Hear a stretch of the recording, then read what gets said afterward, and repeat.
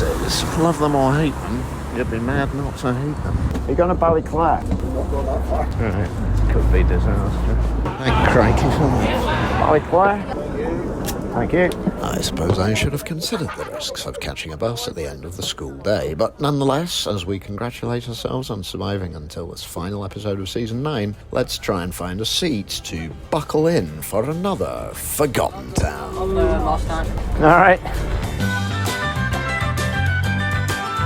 Ballyclare, County Antrim. Population 9,919. Rank number 934. Fortunately, as we've progressed through our journey, the morass of adolescence has thinned out slightly, giving me a bit more space to bring you up to date. This is the 15th and final town in Northern Ireland to feature on this podcast, counting down the final 100 towards my goal of visiting the UK's largest 1,000 settlements, and also concludes this afternoon's triumvirate of Bally. Ballymoney, Ballymena, Ballyclare. Sorry.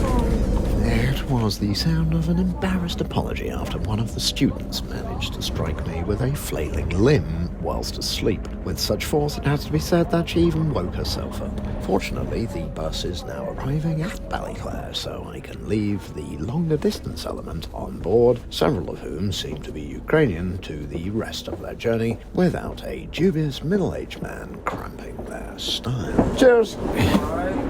Here we are in Ballyclare. The Rangers flags are out in force on the lampposts. Enjoy your own conclusions. Ballyclare, dominated by the town hall, which sits in the middle of the town square that's actually now railinged off, and half of it is a car park, which is a slight architectural dud. A blue plaque from the Ulster History Circle indicating that Archibald McElroy, writer and storyteller, was born in Fleur, Learn. I suspect that must be somewhere around there. Otherwise that would be a completely pointless observation. The nice old Presbyterian church. It's a small town, but busy enough. Mostly full of kids having just come back from school. Guess the younger ones probably got the local outfit educating them. But the older ones have got to go to Ballymena. Got an hour till the bus. What are we going to do with an hour? Sportsman in. Alright, Guinness, please. Cheers.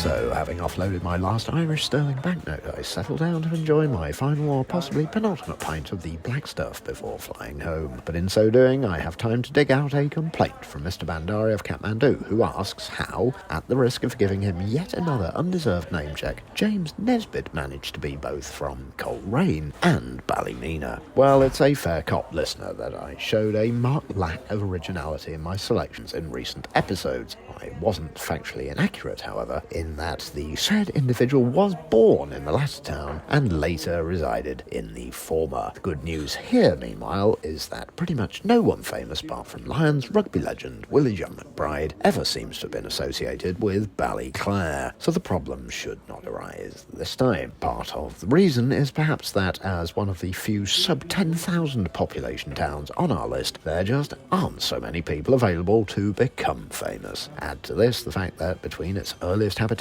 circa 4000 BC, and 1971, the number of inhabitants didn't even reach 2,000. With expansion of recent years being proportionately rapid, maybe the roll call of tomorrow's stars of stage and screen will be littered with those who currently call Ballyclare home.